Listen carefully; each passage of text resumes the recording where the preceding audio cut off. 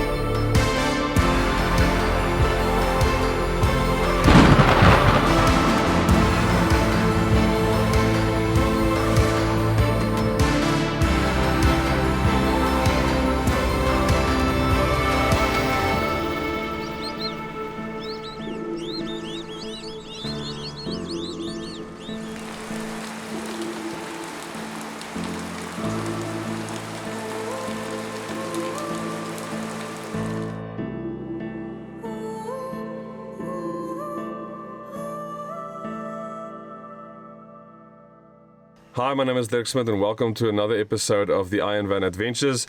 Currently standing at Goo-Moremi Gorge just outside of Palapi, and we are on our way into the Okavango Delta with Ultimate Adventures, specifically the Khwai area. I'm very excited to get back into the Delta, but let's start with a morning walk to a beautiful waterfall. This place is epic. Goo-Moremi Gorge is about 6 to 7 hours from Johannesburg. We always opt to go through the Stockpoort border post. Even though it's a small fraction further, it saves loads of time at the border post itself. I was joined on this trip by one of my mentors in storytelling, Donnie van der Walt.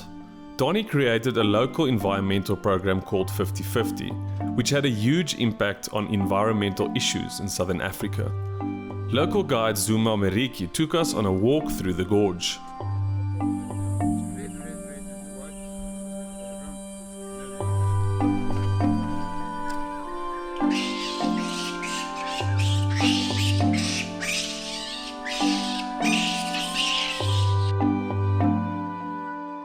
Yeah, that one we call it a scrambling fake. As you can see how those root, they're gonna try to scrambling rock, cracking the rock to go to absorb water and minerals. Yeah, it's very, very amazing. Look the way how those roots associate with the rocks. Very, very amazing.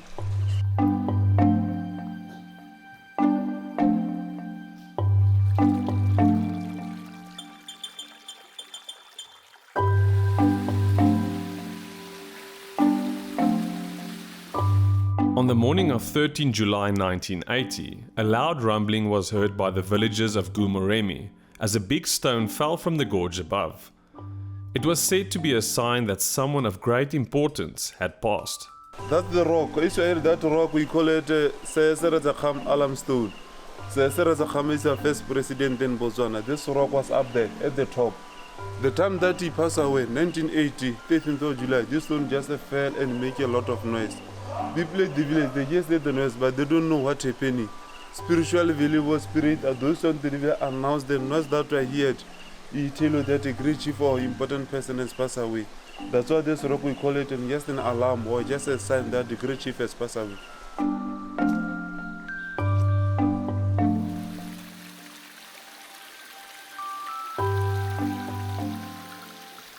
If you ever wondered how dung beetles get clean after rolling dung all day, they have small mites for the job. They have a tiny mice on the lake. Those mice are responsibility. After that, dealing with dung, they become dirty. They have a good symbiotic with dung beetle. They come and clean the body. That's why I always clean some person washing them.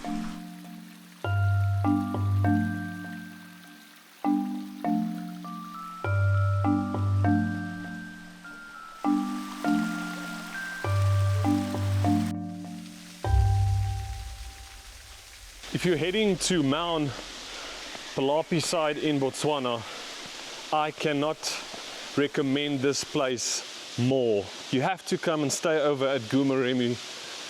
It is beautiful. The last waterfall standing here, it is stunning. You can't believe you're in Botswana. This is not something you see in Botswana. It's a bit out of the way when you go to Maun, but if you drive in a day across the border, it's about 6 hours. If you go through Stockpoort, we always go through Stockpoort because it's just a quiet, nice border post, and you're in this magical place. You have to come here. Trust me, you have to come here.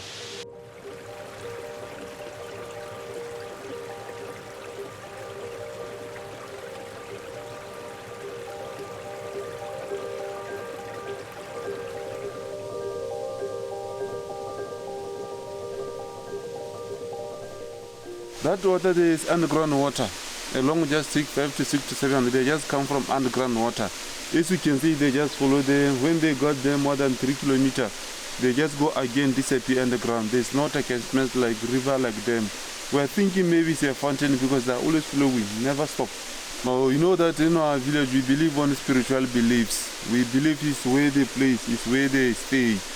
That's why swimming is not allowed. Yeah, we believe that this water is a blessing water. People use for different ceremonies in our village.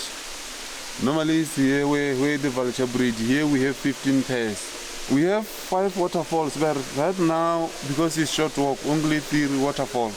But that one is the most beautiful one, the 3rd one. Yeah, we have the 4th, the 5th. That one you book before in advance to go to see them. Right now, because of the breeding season of the vulture, you don't want people to go there and disturb the vultures. But around end of January, you're going to start to open so that people can go and look there.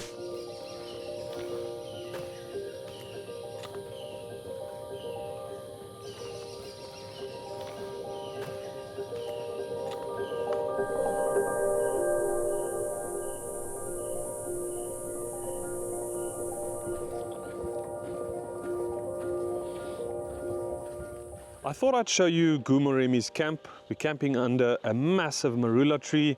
You've got your own little private ablution, beautiful shower, outside shower, and there are small tents in different camps as well. So you can have campsites without the tents, and then you can get campsites with these little structured tents. We had a wonderful time, lots of owls, lots of bush babies at night, and it's very, very quiet. So I would highly recommend camping at Goo-Moremi.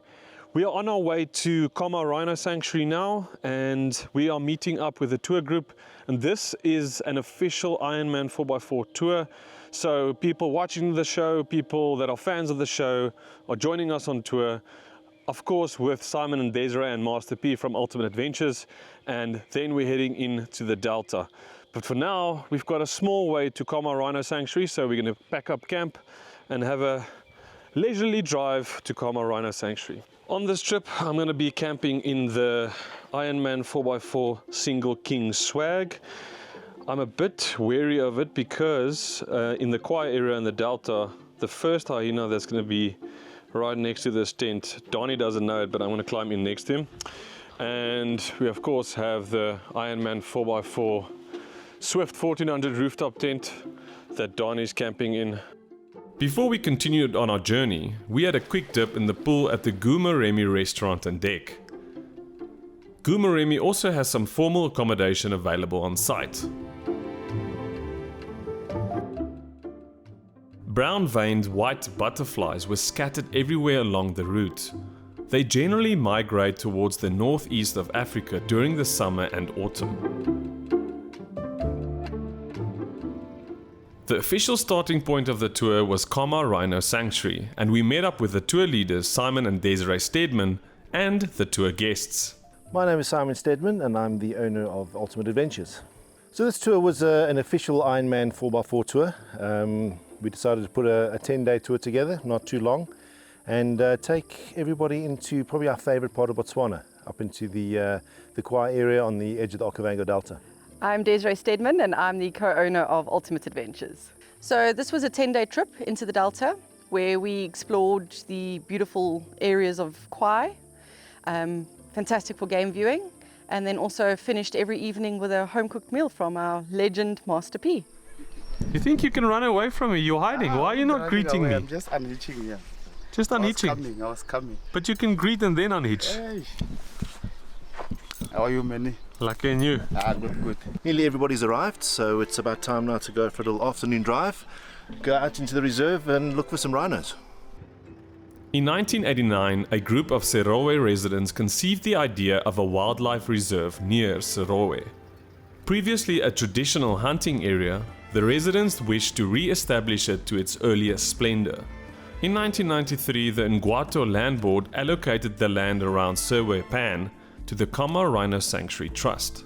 The site was chosen due to its excellent habitat for rhinoceros and a central location and proximity to a Botswana Defence Force base, which provides the sanctuary with 24-hour protection. The park now covers approximately 8,600 hectares of Kalahari sandveld. Serowe, one of the largest traditional villages in Africa, is the birthplace of Botswana's first president, the late Sir Seretse Khama.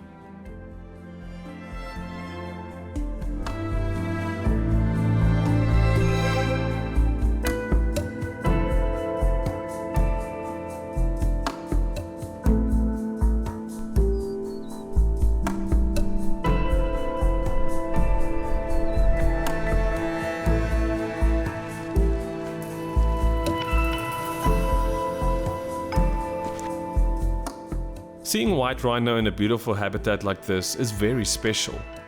White rhino can live up to 40 years, weigh just over 2 tons, and the length of the horn can get close to 1 meter. They have one calf and the gestation period is around 15 months.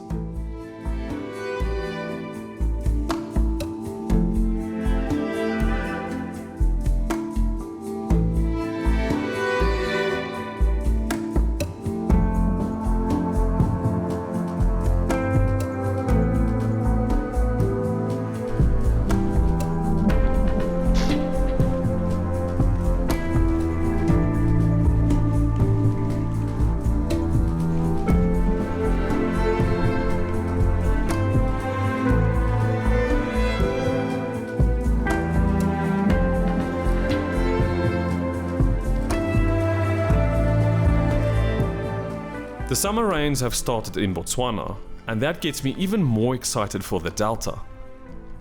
The greenery with the Kalahari sand makes for incredible wildlife scenes. There are hints of etosha that come to mind, especially etosha in the wet season.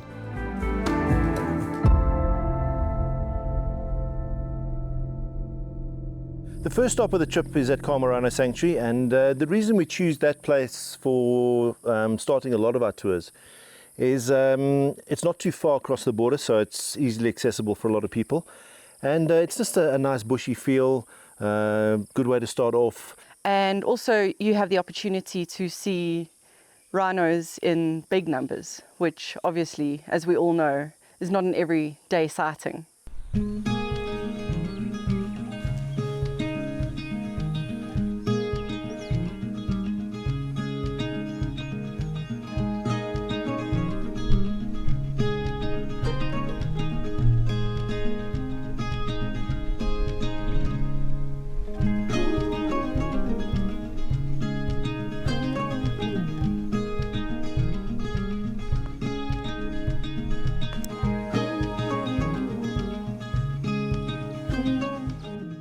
It was also great to see the presence of the Botswana Defence Force in the park. After the game drive, we headed back to camp to light the fire and get to know our new friends a bit better.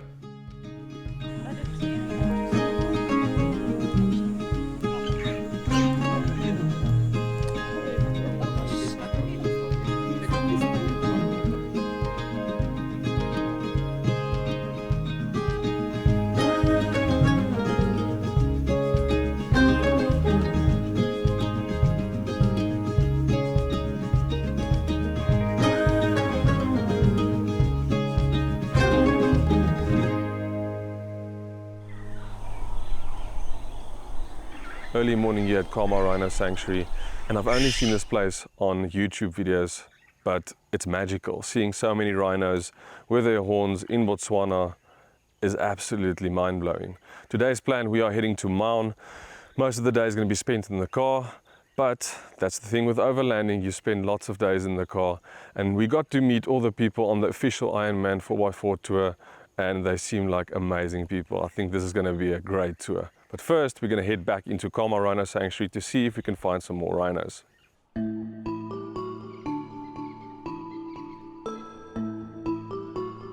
The rainy season also brings new offspring. This is the start of the baby boom season with a lot of species.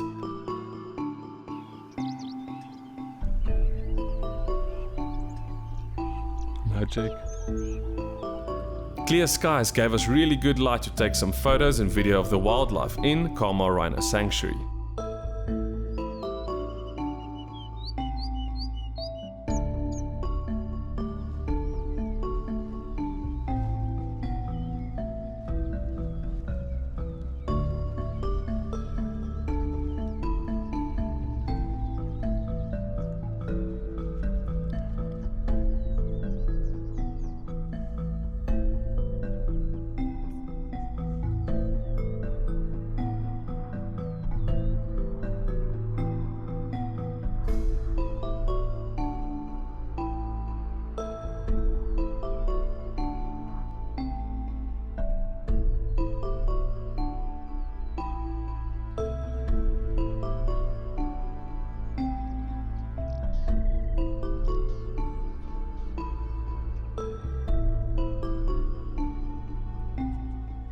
Quick question, on long days of overlanding like today, what do you think about it? What do you do to keep yourself busy?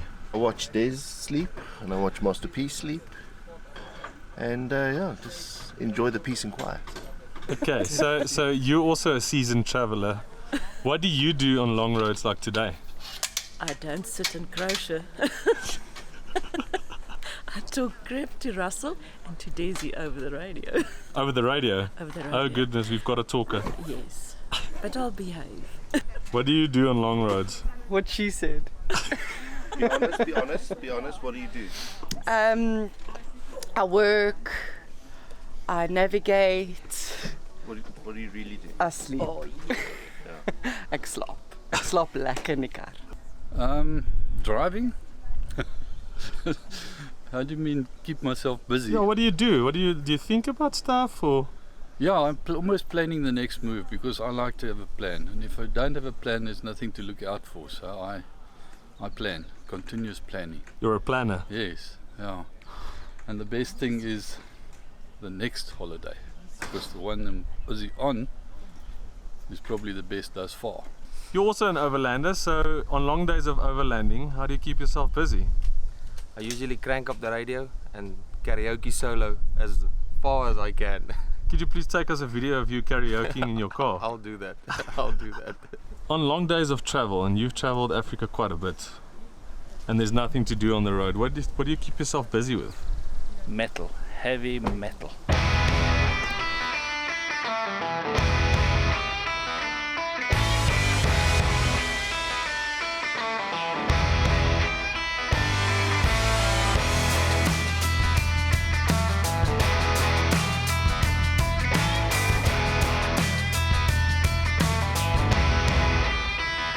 So before heading into the Delta, we always stop in Maun. It's kind of the gateway to the Okavango Delta, so that's where we always get our supplies, our ice, firewood, everything we need before we head into the bush. And Sitatunga camp where we stay, we've been staying there for a few years now. In our opinion, it's the best camp around Maun. It's just outside of town, so it's a lot quieter, nice bushy feel, and yeah, just a great way to start off before heading off into the Delta.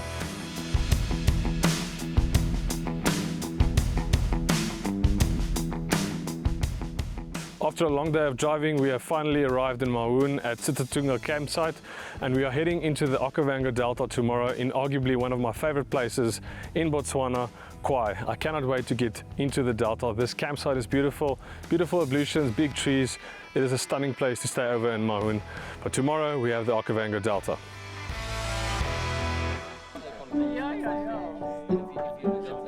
I think what I also enjoyed about Sitatunga camp was the night that everybody got together. So when we got to camp quite early, and we all headed to the Tin Cup, which is the little restaurant at Sitatunga, and we all found each other around a table, sitting on makoros, sipping down ice cold beers, and that's where the group actually just really got to gel and got to know each other.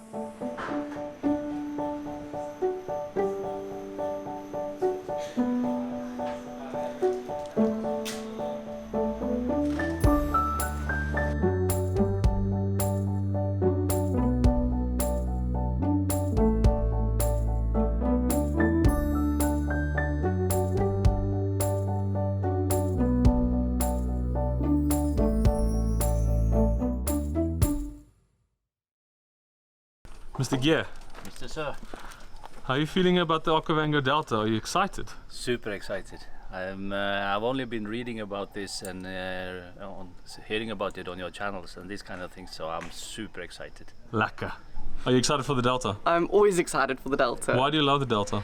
I just love Khwai so much, especially the community concession where we stay, because there's always something happening.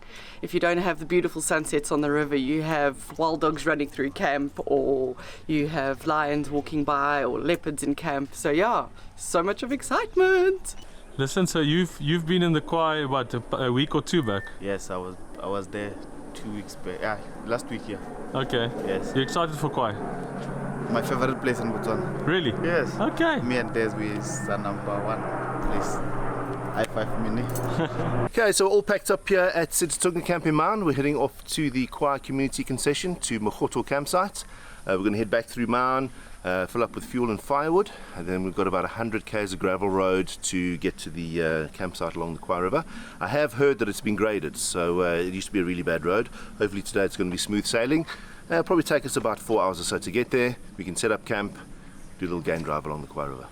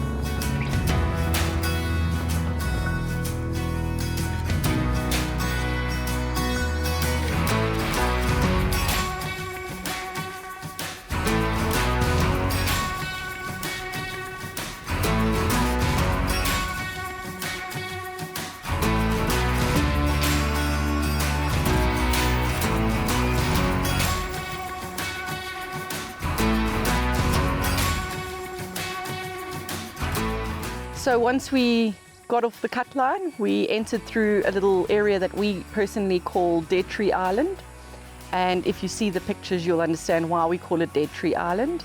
And the lights, that time of the day was just absolutely perfect with that green grass. And it was that moment when you are like, we have arrived in Khwai.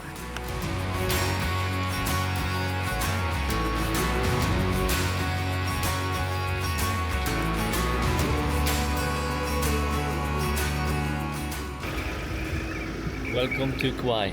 We have arrived at Mokgoto campsite in the Khwai community, and just as we arrived, there's a huge storm brewing at the back here, so nobody got time to set up their tents. We got out, had a quick something to drink, but now the storm is heading our way, and we're about to go out for a drive, but hopefully it doesn't last too long. But that's the thing about this time of the year in the Delta.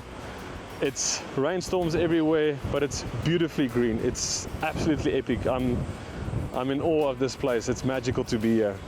I think what makes Khwai special is it's a bit of a challenge to get there. The road in there is quite challenging, although this year it had been graded a little bit, so it's a little bit easier going. But once you cross that Khwai River and you turn into the wildlife area, you just start seeing everything. There's giraffe crossing the road, there's just wildlife everywhere. And then when you hit that Khwai River, it's just like paradise.